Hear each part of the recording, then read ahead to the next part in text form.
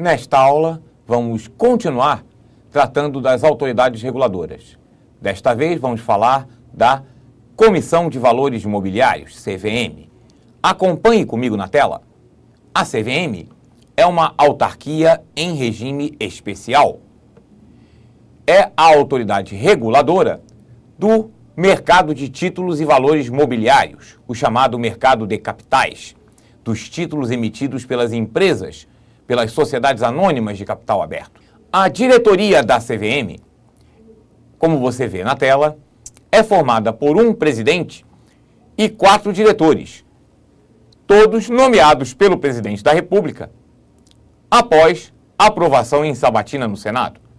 Mas preste atenção, há uma diferença importante. Nós vimos em aula anterior que também a diretoria do Banco Central era nomeada pelo presidente da República após aprovação em sabatina no Senado.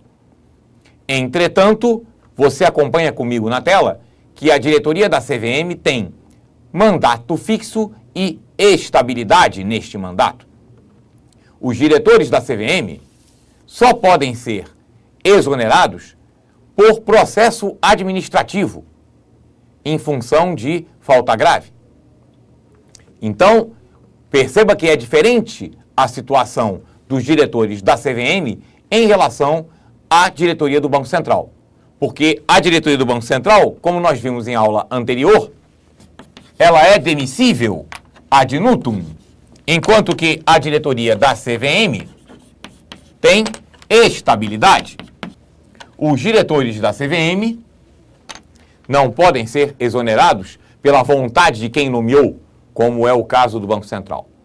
Por isso a CVM é considerada uma autarquia de natureza especial, porque a sua diretoria tem mandato fixo e estabilidade neste mandato.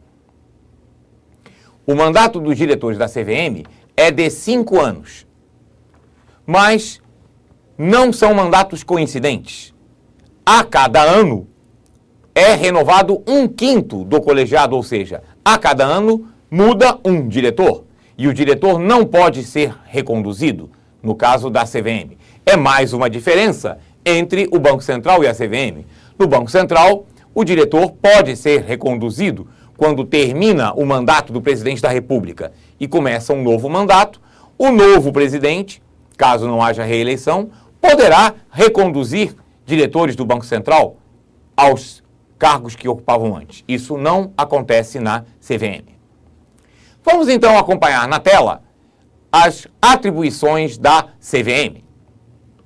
Compete à CVM estimular a formação de poupança e a sua aplicação em valores mobiliários. Para entendermos melhor esta atribuição, vamos detalhar um pouco mais o que são valores mobiliários.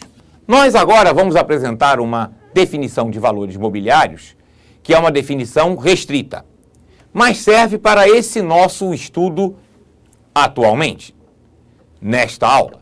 Quando, em aula posterior, formos tratar do mercado de capitais, nós vamos voltar a esse conceito de valores mobiliários e vamos apresentá-lo de uma forma mais ampla, mais abrangente. Mas, neste momento, para o entendimento que precisamos ter acerca das atribuições da CVM, esta definição que eu vou apresentar agora serve. Valores mobiliários são títulos emitidos pelas sociedades anônimas. E esses títulos representam para o adquirente, para quem está comprando, um investimento. Só que é um investimento com determinado grau de risco. Então, valores mobiliários são títulos emitidos pelas sociedades anônimas que representam, para quem está comprando, um investimento com um determinado grau de risco. Vamos dar um exemplo. O exemplo mais conhecido, ações. Ações são valores mobiliários. Quem adquire ações tem 2 expectativas. Receber dividendos, ou seja, receber parte do lucro da empresa que emitiu as ações, enquanto ele for acionista, e mais na frente, quando revender, revender com lucro. Mas é risco, porque se a empresa não der lucro, não há dividendo nenhum para ser pago. E se a ação desvalorizar e ele precisar revender, ele vai revender mais barato do que pagou, então ele vai ter prejuízo. Portanto, a aplicação em valores imobiliários é um investimento com determinado grau de risco. Entendido, então, o que são valores imobiliários, vamos voltar à tela e ver de novo a primeira atribuição da CVM. Estimular a formação de poupança e a sua aplicação em valores imobiliários.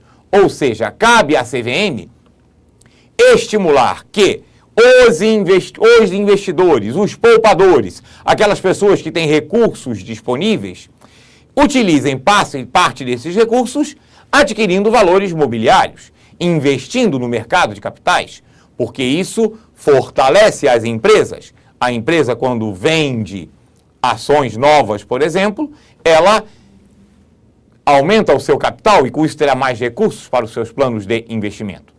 Então é uma atribuição cultural esta inicial da CVM. Só que para que o poupador, o investidor, se sinta realmente estimulado a direcionar os seus recursos para o mercado de capitais, esse mercado tem que funcionar de forma adequada.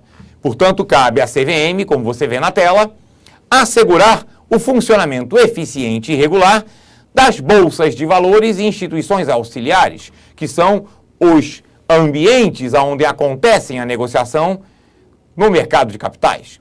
Mais na frente nós vamos ver, quando a gente trouxer um panorama, um esquema de todo o sistema financeiro, nós vamos ver a participação das bolsas de valores e demais instituições auxiliares do mercado de capitais. Mas cabe à CVM assegurar que esses instrumentos, que esses ambientes funcionem de forma eficiente e regular, ou seja, que tenha todo dia funcionamento em horário previsto. Isso é o funcionamento regular. Que todas as ordens de compra e venda, as intenções de aquisição e de venda de valores imobiliários que os investidores pretendem e que eles deem ordens, que elas sejam cumpridas de forma adequada, ou seja, que todo mundo que queira comprar e vender valores imobiliários possa fazê-lo. Cabe à CVM assegurar este funcionamento. Cabe também à CVM, como você vê na tela, proteger os titulares de valores imobiliários, os adquirentes, os investidores, proteger estas pessoas contra emissões e atos fraudulentos. Nós vamos ver que a CVM tem como atribuição autorizar as emissões de valores imobiliários para oferta pública, para serem oferecidos ao conjunto dos interessados. Toda a oferta de valores imobiliários precisa ser registrada na CVM. E a CVM, antes de efetuar o registro e autorizar a emissão, autorizar a distribuição, autorizar a oferta, ela verifica se está tudo de acordo com a regulamentação e a lei. Essa é uma atribuição no sentido de proteger os futuros adquirentes, os investidores, contra emissões fraudulentas e contra qualquer tipo de ato fraudulento que venha a prejudicar o mercado de capitais. E você acompanha comigo na tela que também cabe à CVM evitar ou coibir manipulações de preços de valores imobiliários. Veja aqui comigo algumas atitudes que podem trazer manipulações de preços. Uma primeira possibilidade de investidores mal intencionados desejarem, pretenderem efetuar manipulação de preços é utilizar o chamado poder de mercado de forma excessiva. Por exemplo, um investidor que possua um grande lote, uma grande quantidade de ações. Se ele colocar essas ações à venda de repente, sem nenhum aviso prévio, isso pode provocar um tumulto no mercado, pode derrubar a cotação daquela ação que ele está oferecendo.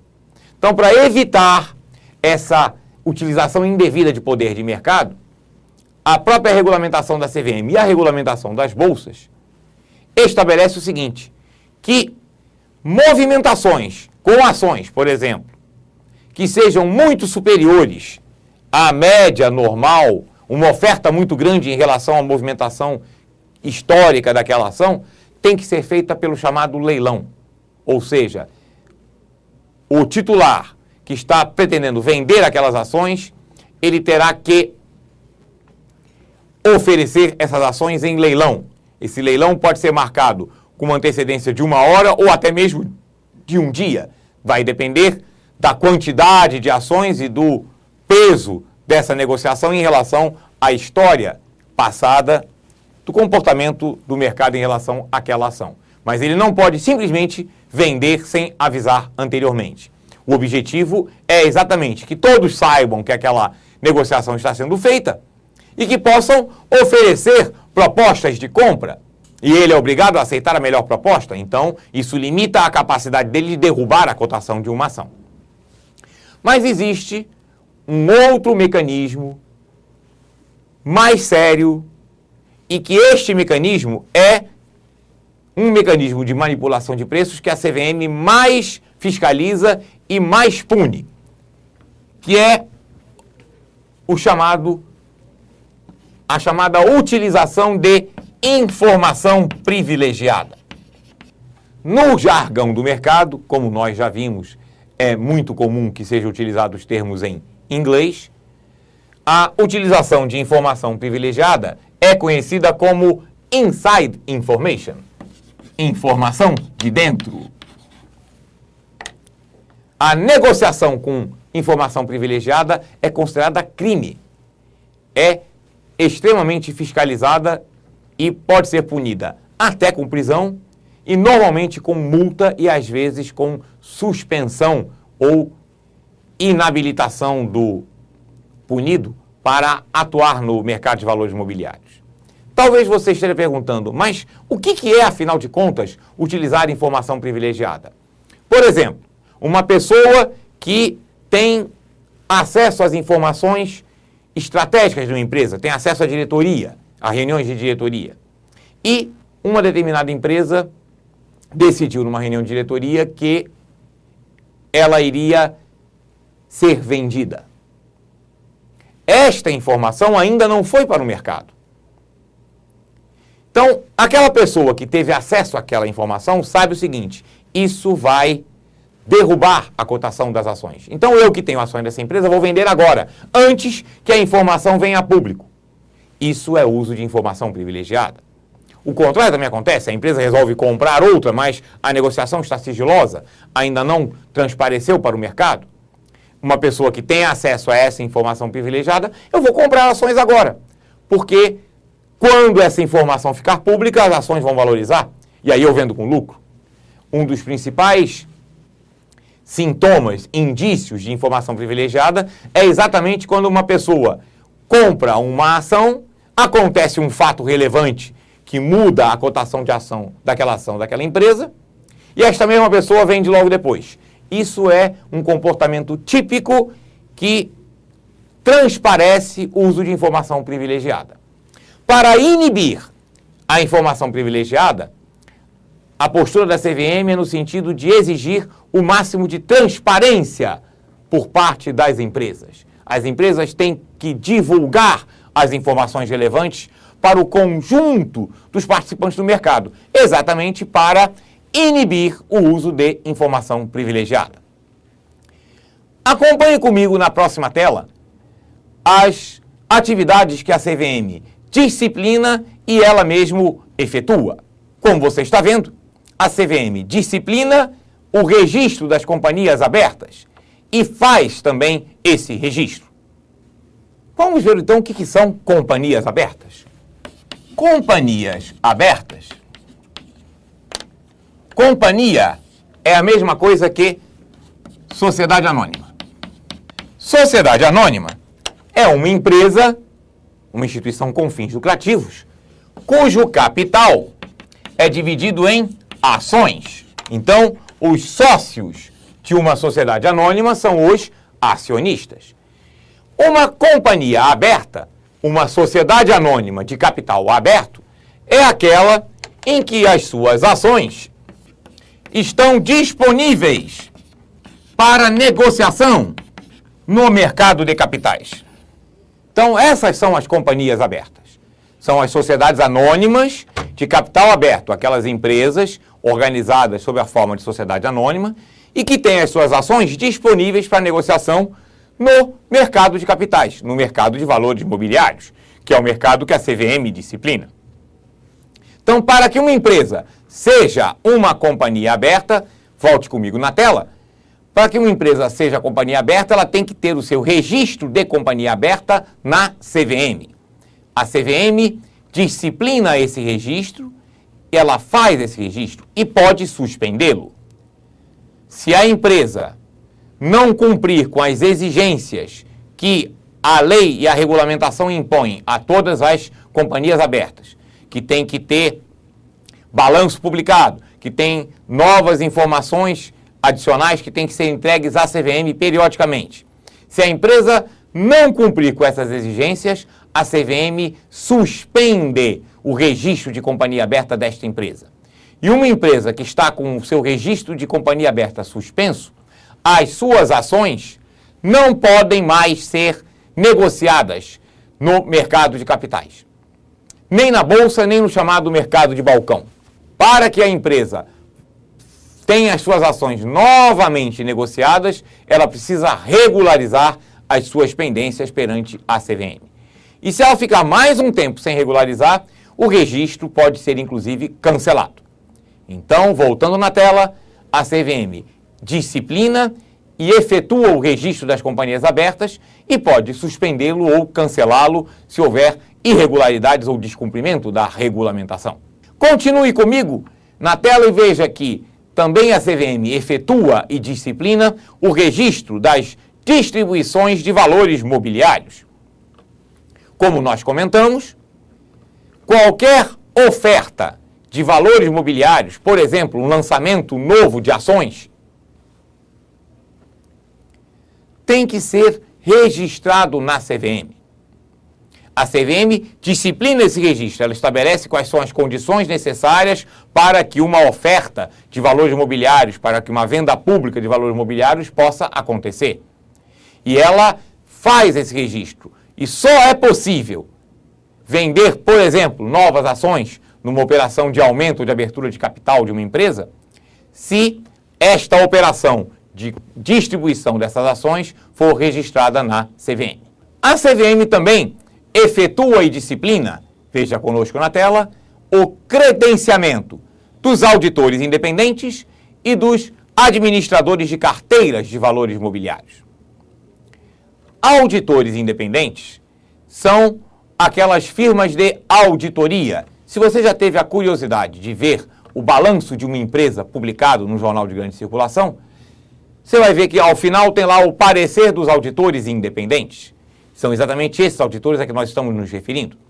São firmas especializadas em fazer a auditagem dos balanços de uma sociedade anônima. Ela é independente, ela é contratada pela empresa, mas ela é independente, não faz parte da empresa que ela está auditando. E para exercer esta atividade de auditoria, tem que ser credenciado junto à CVM. A CVM disciplina o credenciamento, quais são as exigências para que uma firma de auditoria possa ser credenciada. A CVM faz esse credenciamento e pode suspendê-lo. No caso, por exemplo, de uma firma de auditoria que deu um parecer para um balanço dizendo que está o balanço ok. E posteriormente aparece uma fraude naquele balanço. Provavelmente esta firma de auditoria terá o seu registro suspenso, porque vai haver um processo para verificar se a empresa cometeu um erro, se ela foi iludida ou se ela estava sendo conivente com a tentativa de fraude. Porque neste último caso, certamente essa empresa de auditoria será descredenciada. Isso sem prejuízo das imputações legais criminais, porque aí já é alçada da justiça. Os processos na CVM são processos administrativos. Nós vimos na tela que também cabe à CVM o credenciamento dos administradores de carteiras de valores mobiliários. Administradores de carteiras são pessoas físicas ou jurídicas que administram investimentos de outros. Então, ele tem recursos de seus clientes que ele administra e ele adquire valores imobiliários por conta dos seus clientes. Então, ele administra uma carteira de investimentos de outras pessoas. Para exercer essa atividade de administrador de carteiras, tem que ser credenciado junto à CVM. E a CVM estabelece as condições, os pré-requisitos para que uma pessoa possa ser credenciada como administrador de carteira. Nós vemos na tela que a CVM tem o poder de disciplinar e de efetuar suspensão, cancelamento de registros, credenciamentos e autorizações. Comentamos isso nos itens anteriores. Ela pode suspender, por exemplo, uma distribuição de valores mobiliários, pode cancelar um credenciamento de um auditor independente. Na tela, o item seguinte fala também da possibilidade da CVM de suspender a emissão, distribuição ou negociação de determinado valor mobiliário. Suspender a emissão quando, por exemplo, ela descobre fraude ou quando há irregularidades no processo de emissão. Suspender a distribuição quando, depois da emissão já registrada, aparece falhas ou fraudes no processo de distribuição, de venda daquele valor mobiliário. Voltando na tela, você vê suspender a negociação de determinado valor mobiliário. Isso tem a ver também com aquilo que nós comentamos antes, acerca da informação privilegiada, do uso indevido da inside information. Por exemplo, uma empresa entra em negociações para se fundir com uma outra. Como nós vimos anteriormente, esse tipo de situação pode abalar o mercado, pode afetar fortemente a cotação das ações das duas empresas envolvidas. E como é um fato relevante, elas são obrigadas a informar a CVM. A CVM, em função dessa informação e da avaliação que ela tenha sobre os impactos na cotação das ações dessas empresas, a CVM pode determinar a suspensão da negociação dessas ações, até que as empresas fechem o negócio, fechem a fusão e anunciem de forma transparente e clara ao mercado. É exatamente para evitar o uso de informação privilegiada. E veja comigo na tela que a CVM tem também o poder de decretar recesso de bolsa de valores. Sobre o recesso de bolsa de valores, é importante a gente distinguir duas coisas. É diferente decretar recesso de bolsa, é diferente de um mecanismo que aí não é da CVM, é um mecanismo interno da Bovespa, que tinha que ser um nome em inglês, Circuit Breaker. Vamos explicar então o que é o Circuit Breaker, que é um mecanismo interno da Bolsa de Valores de São Paulo. O Circuit Breaker é um mecanismo estabelecido num regulamento que, quando o índice da Bolsa, ou seja, a média da cotação das ações que são negociadas na Bolsa, começa a cair, e no mesmo dia, dentro do mesmo dia, no mesmo pregão, como se diz, a queda chega a 10%, no momento em que a queda chega a 10%, os negócios são interrompidos por meia hora. Aciona o mecanismo Circuit Breaker. A tradução literal de Circuit Breaker é disjuntor. É aquele interruptor que corta a energia quando tem excesso de corrente. A ideia é a mesma. É parar o mercado quando está começando a cair. E a queda está ficando relevante. Então, 10% de queda acumulada no mesmo dia, dentro do dia, para meia hora. Depois de meia hora, retomam os negócios. Se continuar caindo e cair até 15%, para de novo, desta vez, 1 hora. O objetivo dessas paradas é acalmar o mercado, estancar o pânico. Porque o que acontece? Por que está caindo? Porque tem mais gente vendendo do que gente comprando. É a velha lei da oferta e da procura. Se você tem mais gente oferecendo um determinado produto do que gente querendo comprar, a tendência é que o preço desse produto caia. Isso também ocorre com o mercado de títulos, que são as ações, são títulos. Ora, Se começa a cair porque tem mais gente vendendo do que gente comprando, muitos investidores ficam assustados com a queda e aí pensam o seguinte: eu vou vender logo, antes que caia mais ainda. Então vai ter mais gente ainda vendendo. E aí vira círculo vicioso.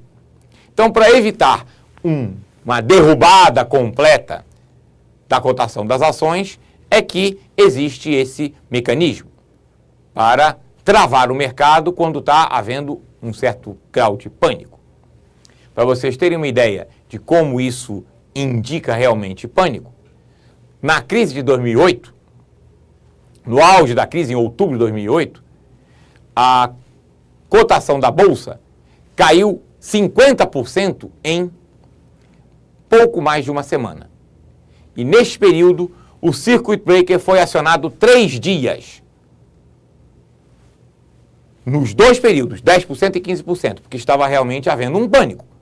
Era uma situação onde o centro do capitalismo financeiro mundial estava em crise profunda e isso se espalhou por todo o mundo.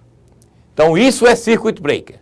Mas nós não estávamos comentando sobre Circuit Breaker, nós estávamos comentando sobre recesso de Bolsa de Valores, que é uma atribuição da CVM. Recesso de Bolsa é quando a CVM manda fechar a Bolsa, manda suspender para, decreta recesso, hoje não abre mais. Isso aqui só acontece em situações de grave crise no mercado. Do que eu me lembro pessoalmente, a única vez em que a CVM utilizou o seu poder e decretou o recesso de bolsa foi ainda nos anos 80, na famosa crise nas ginarras, que era um mega investidor que operava com dinheiro emprestado de bancos, e num determinado dia os bancos resolveram não renovar o empréstimo deste mega investidor, mas ele já tinha passado o cheque. Naquela época, os pagamentos não eram eletrônicos, eram feitos em cheque. E aí foi o maior cheque sem fundos da história do país. Isso provocou uma quebradeira de corretoras e de investidores no dia seguinte. A CVM teve que decretar o recesso da Bolsa de Valores do Rio. Naquela época, a Bolsa de Valores do Rio existia. Então, este é o mecanismo previsto na regulamentação. Decretar recesso de bolsa, que é diferente do Circuit Breaker, que é um mecanismo interno da Bolsa de Valores de São Paulo. Vamos agora ver os participantes do sistema financeiro. Nós já falamos da autoridade reguladora máxima, o Conselho Monetário Nacional. Falamos da autoridade reguladora da área financeira, Banco Central, da autoridade reguladora do mercado de capitais, a CVM, e vamos tratar agora das instituições financeiras, aqueles participantes, os intermediários financeiros, aqueles que efetualmente participam do sistema financeiro. Acompanhem comigo na tela que nós temos dois tipos de instituições financeiras. A primeira tela que você está vendo trata das instituições financeiras monetárias. Volte um instante aqui comigo. Instituições financeiras monetárias são aquelas que captam depósitos à vista.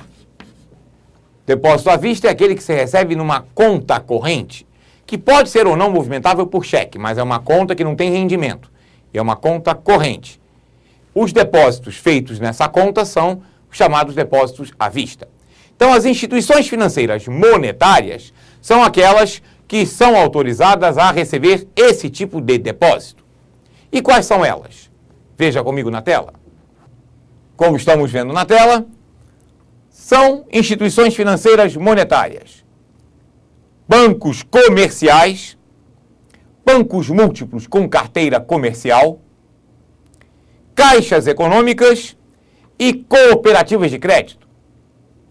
E, agregado às cooperativas de crédito, os bancos cooperativos.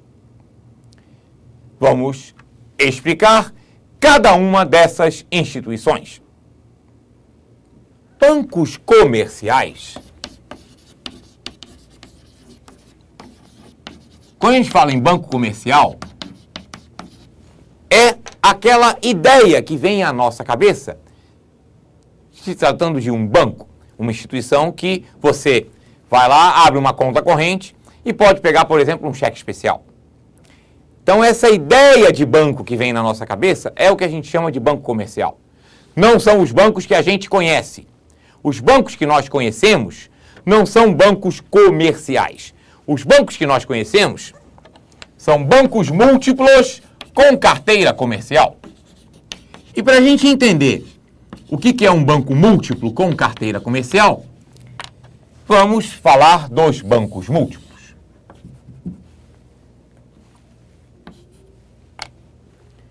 Você lembra que eu comentei que na Constituição de 88 dizia que, no artigo 192, dizia que o Conselho Monetário Nacional poderia regulamentar por resoluções aquilo que a lei não tivesse prevendo até que fosse expedida a nova lei do sistema financeiro.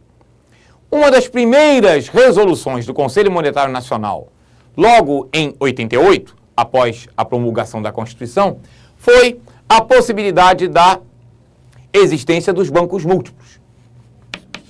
Porque antes não existia banco múltiplo. Antes, o que existia era o chamado conglomerado financeiro. Mas eram várias empresas. Então vamos dar um exemplo. O Bradesco, que é um banco que todo mundo conhece. Antes dessa autorização, você tinha o Bradesco Banco Comercial, você tinha o Bradesco Crédito Imobiliário, o Bradesco Financeira, o Bradesco Crédito Pessoal, que eram empresas separadas, com contabilidade separada, diretoria separada, balanço separado, mas funcionava tudo no mesmo lugar. Quer dizer, era uma estrutura que não estava mais adequada à realidade. Então, o que o Conselho Monetário Nacional fez foi adequar a regulamentação à realidade. Ele permitiu que as diversas empresas que eram separadas fossem agrupadas numa única empresa, o Banco Múltiplo, e que as diversas atividades fossem consideradas carteiras do Banco Múltiplo. A resolução do Conselho Monetário Nacional, que disciplinou a criação dos bancos múltiplos, estabeleceu o seguinte: para ser banco múltiplo, tem que ter, no mínimo, 2 carteiras. Claro, porque se tiver uma carteira só, não é múltiplo, é uma instituição especializada. Dessas 2, uma, obrigatoriamente, ou é comercial, ou é de investimento, que é um tipo de atividade que nós vamos comentar daqui a pouco. Então, o banco múltiplo que tiver várias carteiras e uma delas for a comercial, é um banco múltiplo com carteira comercial. O banco múltiplo que tiver várias carteiras, uma delas for investimento e nenhuma das outras for comercial, será um banco múltiplo sem carteira comercial. Os bancos que nós conhecemos são bancos múltiplos com carteira comercial. Todos eles, todos os grandes bancos que você conhece, que têm agências espalhadas por todos os lados, são bancos múltiplos com carteira comercial. Só tem um que não é, a Caixa Econômica. Porque a Caixa Econômica não é um banco múltiplo com carteira comercial. A Caixa Econômica é uma Caixa Econômica. Nós temos uma regulamentação em separado para caixas econômicas. Na regulamentação, na norma e na tela, você viu, nós vamos encontrar caixas econômicas. Mas, na verdade, hoje em dia, só existe a Caixa Econômica Federal. Porque existiram outras caixas, existiram caixas econômicas estaduais, mas foram quase todas extintas. A Caixa do Rio Grande do Sul foi transformada em agência de fomento, que é um outro tipo de instituição. A Caixa de São Paulo foi transformada em banco, virou Banco Nossa Caixa, Sociedade Anônima, e depois foi adquirida pelo Banco do Brasil. E por que Caixa Econômica, vamos falar Caixa Econômica Federal, que é a única que hoje existe, por que Caixa Econômica não é um banco múltiplo com carteira comercial? Tem 2 diferenças. Primeira, banco múltiplo é sociedade anônima. A Caixa Econômica é uma empresa pública. A Caixa Econômica tem o seu capital 100% da União. Não é uma sociedade anônima, o capital não é dividido em cotas, o capital é único e é do Tesouro Nacional. Então essa é uma primeira diferença. A segunda diferença é que a Caixa Econômica não tem exigibilidade no crédito rural? Nós comentamos isso anteriormente. Lembra que a gente falou que, quando a gente falou de controle do crédito por parte do Banco Central, nós demos o exemplo. Os bancos, agora nós podemos falar, bancos comerciais e bancos múltiplos com carteira comercial, que captam depósitos à vista, têm a obrigação de destinar pelo menos 25% do que captaram em depósito à vista para o crédito rural. Os bancos, a Caixa Econômica, não tem esta exigência. Então essas são as duas diferenças entre Caixa Econômica e bancos múltiplos com carteira comercial. Porque no resto, Caixa Econômica atua em todos os segmentos como se um banco múltiplo fosse. Temos ainda as cooperativas de crédito. Como o próprio nome diz, a cooperativa de crédito é uma cooperativa. Então não tem um banqueiro, porque os clientes são cooperados, os clientes são sócios. A cooperativa de crédito só pode captar depósitos e só pode fazer negócios, conceder empréstimos para os cooperados, para os sócios. Ela é uma instituição financeira que trabalha somente com os seus cooperados. Uma outra resolução do Conselho Monetário Nacional permitiu que cooperativas de crédito se juntassem e criassem um banco, que é o que a gente chama de banco cooperativo. Então, o banco cooperativo é um banco, é uma sociedade anônima formada por cooperativas. A exigência é que a maioria do capital deste banco tem que ser destas cooperativas que o fundaram. As cooperativas têm que manter 50% mais um do capital total do banco cooperativo. E esse banco cooperativo, ele só pode atuar nas regiões que são a soma das cooperativas que o criaram, que são as suas sócias. Porque a cooperativa de crédito também tem restrição em termos de atuação geográfica. Ela só pode atuar na região aonde ela contempla as suas atividades e tem os seus sócios. Então, estas daqui são as chamadas instituições financeiras monetárias, que são aquelas que captam depósitos à vista. Veja comigo na próxima tela as instituições financeiras não monetárias, instituições que não captam depósitos à vista, captam por outras formas de depósito. São elas: bancos de investimento, bancos múltiplos sem carteira comercial, bancos de desenvolvimento, sociedades de crédito, financiamento e investimento, sociedades de crédito imobiliário e associação de poupança e empréstimo.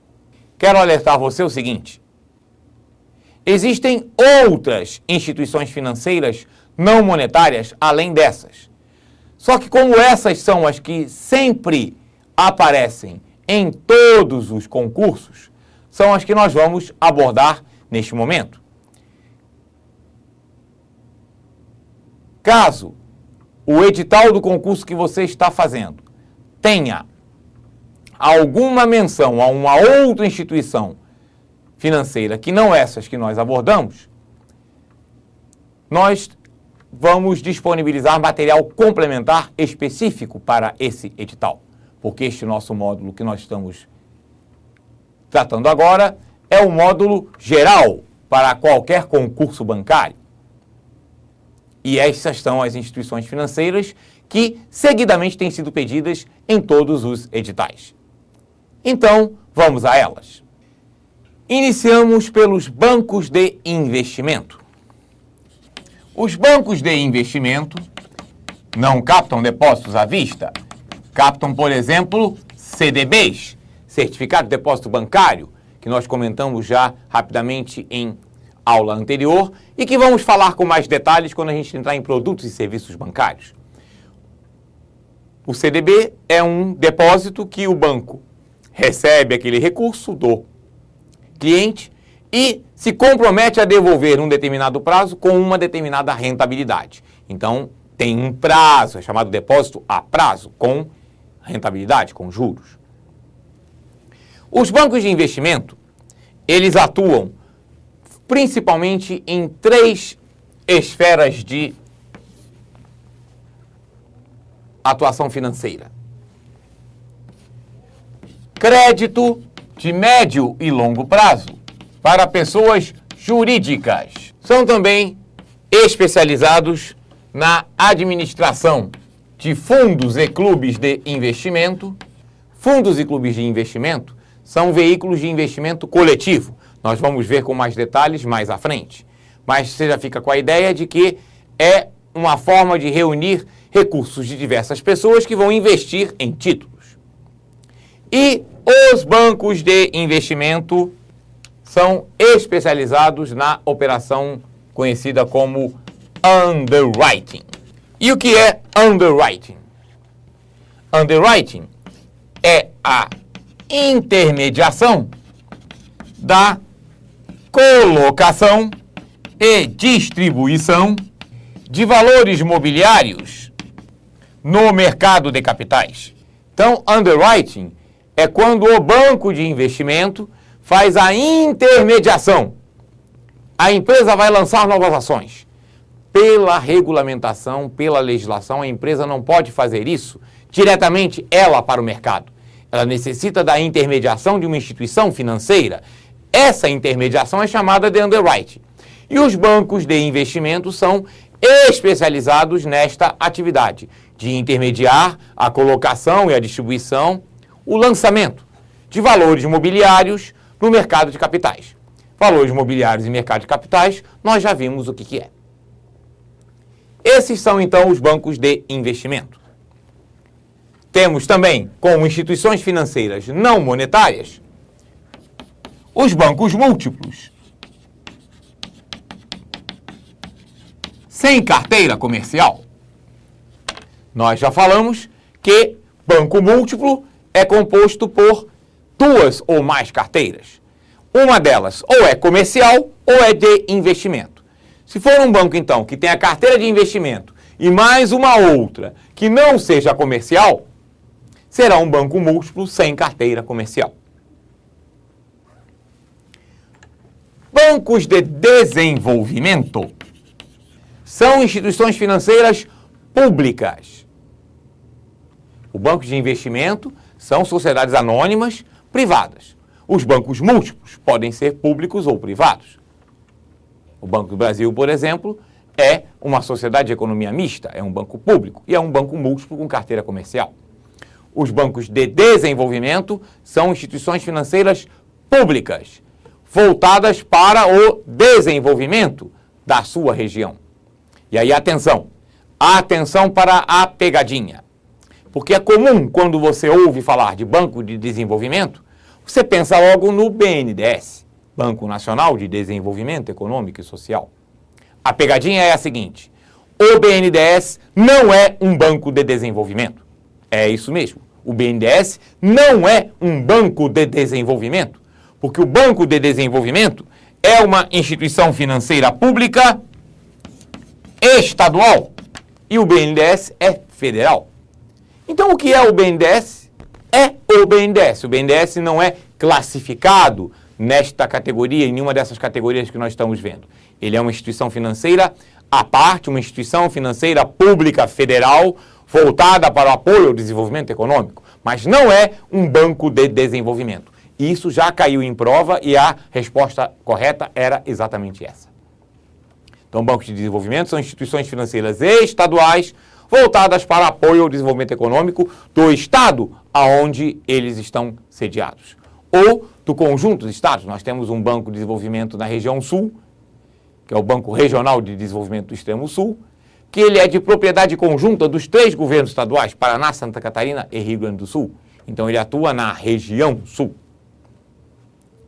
Temos também, como instituições financeiras não monetárias, as sociedades de crédito, financiamento e investimento, que são mais popularmente conhecidas como financeiras. São aquelas instituições que concedem crédito pessoal de baixos valores a muitas pessoas. Por exemplo, Losango, Crefisa. Também atuam no financiamento ao bens de consumo duráveis, Você vai financiar a aquisição de um automóvel ou financiar uma geladeira, um eletrodoméstico. Muitas vezes a loja tem um balcão lá dentro da financeira, que é essa instituição, a Sociedade de Crédito, Financiamento e Investimento, que faz a atividade de financiamento, que é a concessão de crédito, atribuição de uma instituição financeira. Veja comigo na tela que nós temos ainda as sociedades de crédito imobiliário e as associações de poupança e empréstimo. Essas duas instituições são voltadas para o crédito imobiliário. A diferença é que sociedade de crédito imobiliário é uma sociedade. Pode ser sociedade anônima ou sociedade limitada, mas é uma sociedade, é uma empresa. E ela tem o seu público-alvo na classe média. Enquanto que a associação de poupança e empréstimo, como o próprio nome diz, ela é associativa, é uma associação. E ela tem o foco mais na chamada classe média baixa. Ambas captam recursos por meio da caderneta de poupança para financiamento de imóveis. Atualmente, eu confesso a você que eu tenho dificuldade de dar um exemplo de uma sociedade de crédito imobiliário que seja independente, que não seja uma carteira de um banco múltiplo, porque as que eu cheguei a conhecer, todas elas viraram carteiras de banco múltiplo ou foram liquidadas. Pode ser que exista alguma, mas eu tenho dificuldade de dar-te um exemplo. A Associação de Poupança e Empréstimo tem uma para exemplificar, que é a Poupex. É uma associação de poupança e empréstimo, cujo público-alvo principal é o pessoal do Exército. Essa instituição fez recentemente um convênio com o Banco do Brasil para impulsionar a concessão de crédito imobiliário para o seu público-alvo. Então, esse é um exemplo de associação de poupança e empréstimo. Então, são essas as instituições financeiras não monetárias. E, além das que você viu na tela, nós vamos listar também as agências de fomento,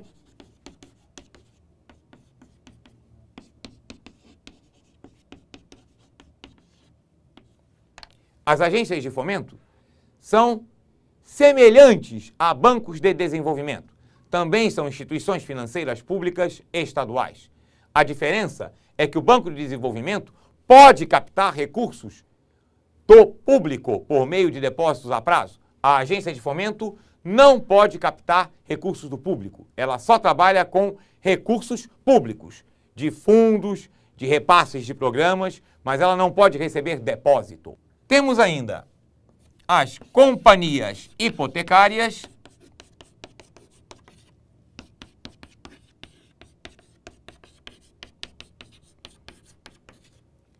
que são instituições financeiras que financiam a incorporação, construção e aquisição de imóveis fora do sistema financeiro da habitação.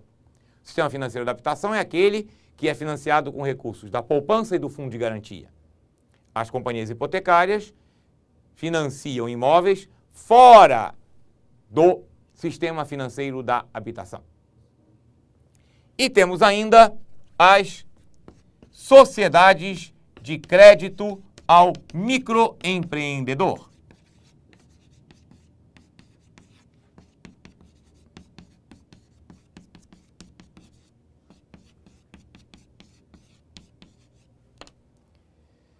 As sociedades de crédito ao microempreendedor são sociedades limitadas. Não pode ser sociedade anônima e não pode ter nome de banco. São instituições financeiras de pequeno porte, voltadas, como o próprio nome diz, para o chamado microcrédito, para o crédito ao microempreendedor, ao pequeno e microempresário, inclusive da economia informal. Essa instituição também não capta recursos do público por meio de depósitos. Ela trabalha com recursos repassados por outras instituições e com o resultado de suas próprias operações. Você deve estar se perguntando, mas por que essas três classes de instituições financeiras não apareceram naquela tela? Porque essas três aqui normalmente não fazem parte do edital. Os últimos editais das instituições financeiras não incluíam agência de fomento, companhia hipotecária e sociedade de crédito ao microempreendedor. Então nós demos menos destaque, mas você tem essa informação aqui, caso no edital do curso que você vai fazer, no edital do concurso que você vai prestar, tenha essas instituições, você tem aqui a informação do que elas são.